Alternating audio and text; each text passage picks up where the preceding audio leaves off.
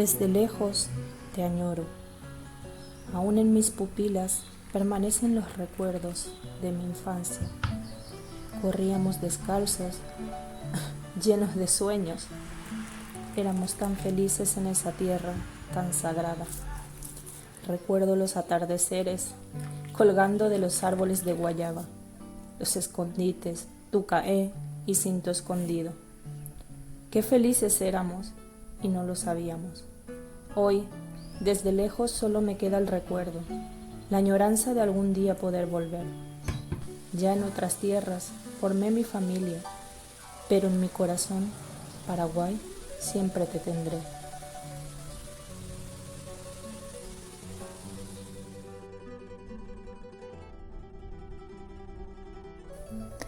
En la historia de América Latina no hubo un conflicto bélico en el que pelearan tantos hombres, ni uno en el que murieran tantos como la guerra de la Triple Alianza.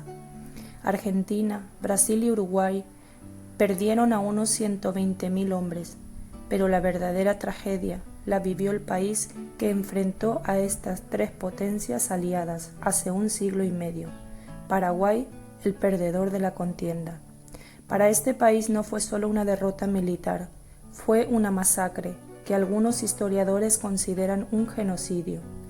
Las cerca de 280.000 víctimas paraguayas representaban más de la mitad de la población de ese país.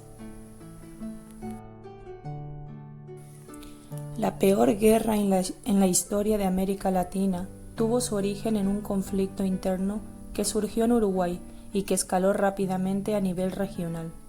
Fue en 1864, pocas décadas después de que los países de Sudamérica declararan su independencia de las potencias europeas y cuando aún se definían las fronteras de las nuevas naciones vecinas.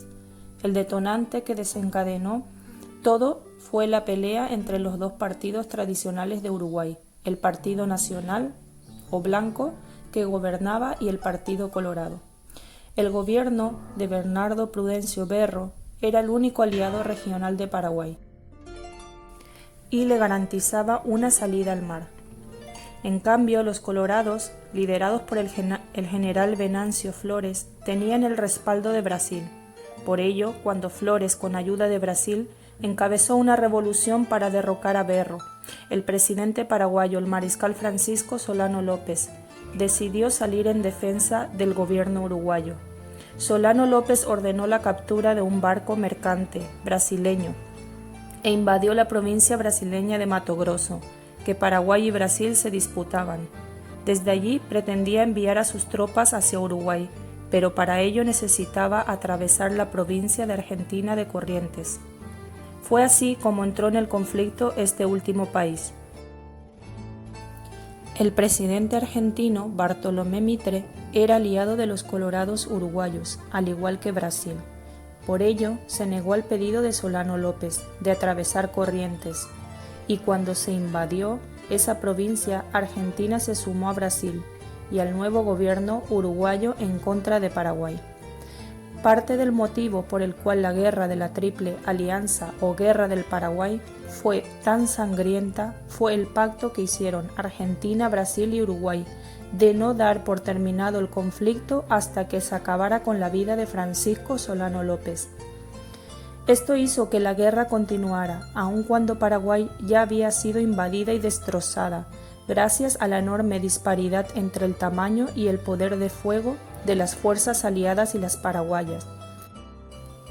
Según el historiador paraguayo Fabián Chamorro, lo más estremecedor de la guerra fue que la mayoría de las víctimas paraguayas no fueron soldados, sino población civil, incluyendo niños, ancianos y mujeres. Miles de niños y adolescentes también murieron en el frente de batalla, ya que ante el exterminio de sus tropas, Solano López empezó a reclutar a soldados cada vez más jóvenes.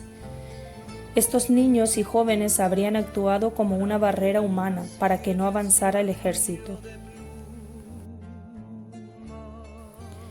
El caso más tristemente célebre fue el de la batalla de Acostañó, el 16 de agosto de 1869, en el que unos 20.000 soldados brasileños pelearon contra unos 3.500 menores paraguayos, que murieron casi en su mayoría. Es en conmemoración de esta batalla que en Paraguay el Día del Niño se celebra el 16 de agosto. El trasfondo de la guerra, más allá de lo político, fue la disputa territorial. Antes del conflicto, Paraguay mantenía diferentes territoriales con Brasil y Argentina.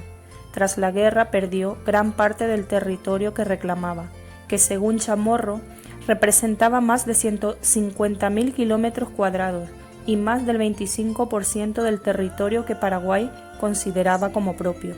Brasil se quedó con el territorio que reclamaba en Mato Grosso y Argentina logró anexar las actuales provincias de Formosa y Misiones. Además, Brasil ocupó Paraguay por 6 años y exigió una indemnización de guerra. La guerra nos condenó a décadas y décadas de postración económica.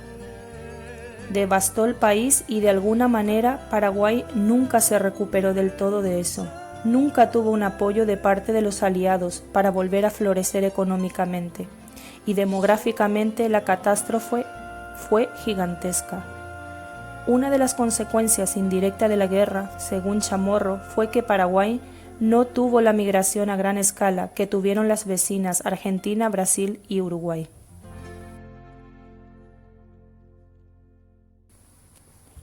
Las consecuencias se siguieron sintiendo por demasiado tiempo, y cada tanto eso aflora en el espíritu paraguayo.